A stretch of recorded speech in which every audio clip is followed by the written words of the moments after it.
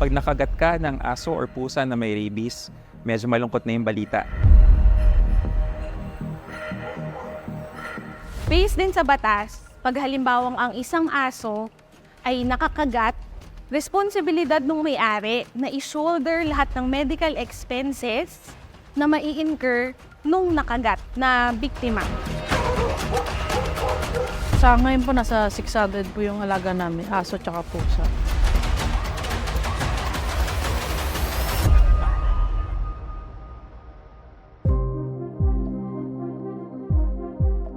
Marami sa ating mga Pilipino ang mahilig mag-alaga ng hayop gaya ng aso at pusa.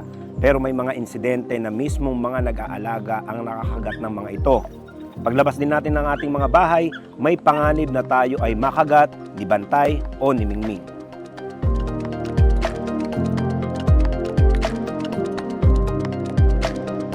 Ilan ba ang alaga mong pet ngayon?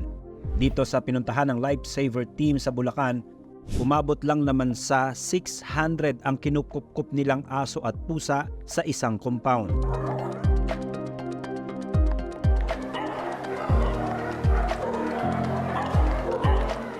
Mas kilala ito sa mga tawag na askal o asong kalye at aspin o asong Pinoy. Ibig sabihin ay pinaghalo-halong breed na ito ng mga aso. After noong 1997, naging sunod-sunod na po yung pagre-rescue ko. Siyempre, una pa isa-isa lang. Hanggang sa dumami na, ganun. Hanggang sa nakapag-asawa na po ako, nalipat ako ng Tondo.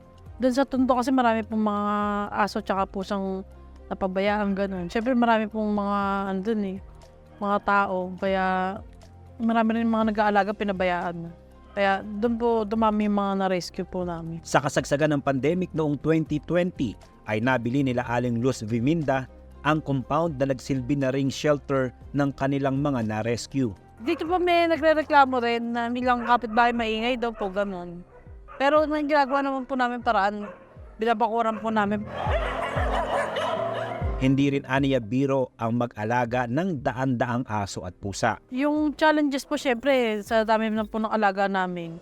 Syempre minsan ka nakapos po sa pagkain, gano'n, tsaka sa pagpapagamot. Mahal din po magpagamot ng mga aso at pusa. Mas mahal pa yung gamutan lang kaysa sa tao eh. Yung iba syempre po pinapakonfine sa vet, gano'n. Medyo mahal po yung nagagastos namin. Kaya yung iba po, gumagawa na lang kami ng paraan, nagpe-Facebook live po kami, gano'n. Tapos yung iba by donation. Sumailalim sa rehabilitation ang mga aso at pusa na kanilang nare-rescue, lalo na ang mga inabandona o dumanas ng pagmamaltrato. Una po talaga yung mga nare-rescue namin, mga wild, mga ganun, mga hindi po tiwala sa tao. Siyempre nga po, mga minaltrato po sila, nagkaroon po sila ng trauma. Siyempre, kumbaga, pag nirehabilitate mo, kukuhanin mo muna yung loob, alagaan mo muna sila mabuti, papakita mo ng pagmamahal. Pag gano'n naman po pagtagal, bumabait naman po sila. Hanggang ngayon ay marami pa ring tumatawag sa kanila para iparescue ang mga aso at pusa. Pero sa kabila ng malaking halaga na nagagastos at panahong nagugugol sa pag-aalaga ng mga hayop, ay nais pa rin ng Animal Rescue PH na magpatuloy sa pagkupkop sa mga asong gala. Ang benepisyo po nito sa community, syempre nababawasan yung mga aso't pusang gala. Syempre, yung mga aso't pusang gala, lalo na kung hindi naman bakunado, nakakapagdulot po ng rabies yan, lalo na kung makakagat po ng mga tao, gano'n. Syempre sa amin, pag nakuha na namin, pinapabaksin namin, binibigyan namin ng kaukulang pagpapagamot para maging maayos po sila, ma-rehabilitate po sila. Ang iba nga daw sa kanilang mga na-rescue ay apektado na rin ng rabies. Dati po may na-rescue na po kami na positive po ng rabies. Wild, ganun po. Tapos ayaw ng hangin, ayaw ng liwanag, tsaka ayaw po ng tubig.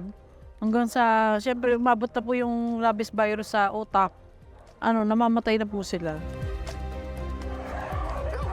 Depende po kasi yung pagkalat po ng rabies sa central nervous system. Pag nakarating na po sa utak, wala na po kasing kagamutan yun. Kumbaga mamamatay na lang po sila. Sa loob po ng 14 days dapat obserbahan po yung aso o pusa. I-isolate po muna. Hindi naman po lahat ng aso tsaka pusa may rabies po. Kumbaga syempre po, pag naging aso at pusang gala po sila, syempre kung ano yung makakain nila, marurumi. Yung mga rabies po kasi hindi naman po nanggagaling sa Kumbaga Naipapasa po yan sa laway tapos napapasa sa tao. Payo ni Aling Luz Viminda sa mga pet owners.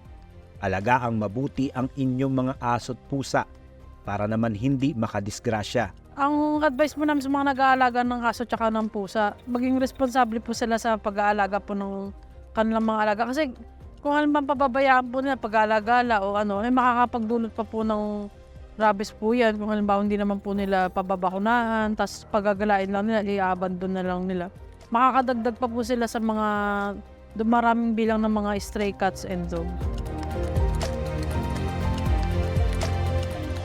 Sa aming pagbabalik, Actually, for the past 2 years, increasing yung ating rabies cases, both sa tao tsaka sa hayop.